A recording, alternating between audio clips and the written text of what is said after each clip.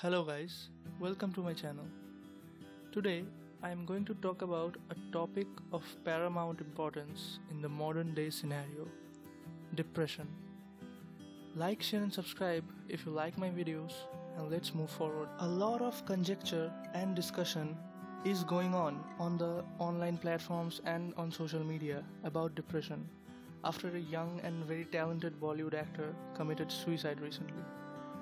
With my deepest sympathies and condolences, I would like to clear some of the very popular misconceptions and misinformation that is being spread about depression. I am going to break it down for you, and after watching this video, you will be able to notice when someone shows signs of depression and you will know what to do to help. What is depression?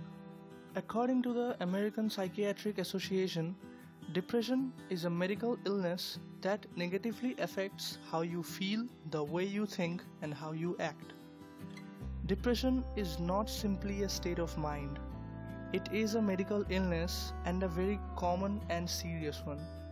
Around 5 to 15% of the general population suffers from depression, and around 15% of them succumb to suicide. Also, depression is one of the most disabling mental diseases. So, it is high time for us to be aware. Depression can be of many types, including major depressive disorder, persistent depressive disorder, bipolar disorder, atypical depression, etc. All of them have their separate DSM-5 criteria for diagnosis. First, let's see what causes depression.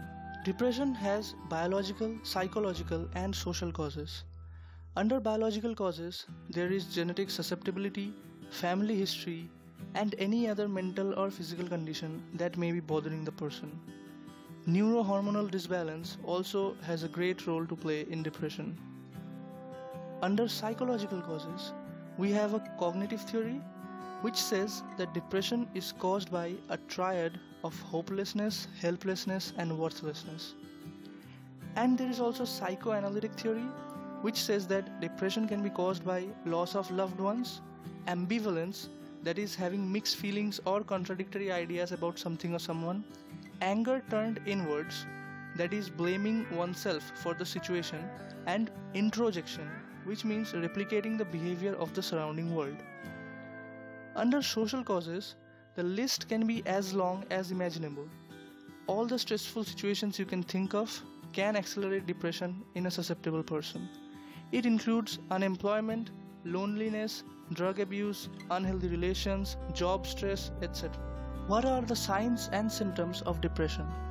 There are a lot of criteria for diagnosing depression, but let us leave that for the psychiatrists. Excluding the medical jargon, I am going to tell you the signs you need to look for in a person who you think might be depressed. There are 3 core symptoms, out of which at least 2 need to be there for a minimum of 2 weeks for depression to be suspected. The 3 symptoms are low energy, low mood, and low interest in any activity. However, the low mood, if present, should be persistent, which means the mood would not recover easily regardless of whatever encouragement or reward is given.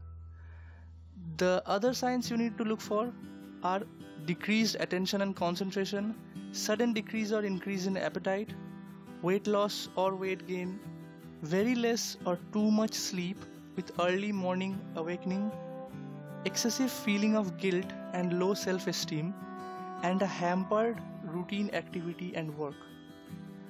The most dangerous red flag sign of depression, which should raise an alarm, is thoughts or ideas of suicide. I would like to emphasize here that simply being sad is not synonymous with being depressed. If you are able to cheer yourself up from transient sadness by talking to someone, watching a movie, or doing something you like, it is very unlikely that you are depressed. There are a few things which you need to avoid doing while dealing with a depressed person. First and foremost, do not be judgmental and never joke about his or her problems. Depression is a medical condition and the sufferer does not have control over it. Do not ask him or her to look on the bright side or compare his or her situation to others. Do not blame the person by any means or call the person selfish. Do not ask him or her to let it go or cheer up. Do not mention anything about ending one's life, and never tell the person that suicide is not an option. You won't be doing anything but planting ideas into his or her head. Now, despite not being a therapist or a psychiatrist, there are certain things you can do to handle the situation. Tell the person that you are concerned about him or her and strike up a conversation. Remember, you do not have to fix the situation yourself. Instead, be a good listener and listen to what the person has to say without being judgmental. This can work miraculously in many cases. Reassure the person that he or she is not alone and you are always there to support. Ask how you can help. Subtly convince the person to seek medical help and consult a therapist. You can try to joke and have fun, but avoid joking about his or her problems. And most importantly, keep a very vigilant eye for the warning signs which I am about to tell. Severely depressed people can very often contemplate suicide. Most rational people find it hard to believe that anybody can think about such a drastic measure such as suicide.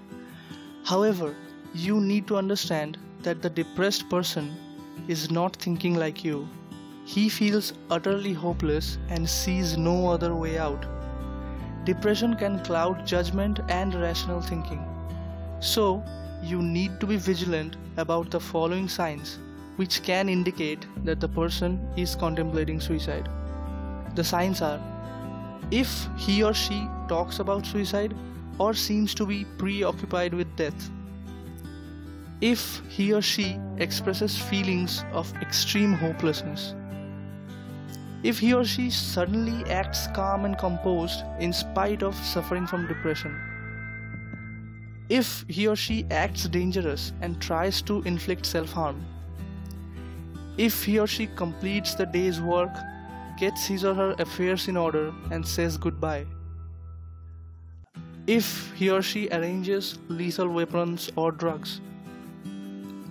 Now, if you find a person you know contemplating suicide, don't wait and watch. Start talking to the person and bring up the topic of suicide. Let him or her open up and express their feelings. Call your local suicide helpline number, which you can easily find on Google, or simply call the police. And till then, do not let the person out of sight. After this is done, arrange for a meeting with a doctor as soon as possible. Remember, depression is a chronic and recurring disease. Even if a person is treated, he or she can be affected again. So, keep an eye out for the signs. That's all for today. Thanks for watching.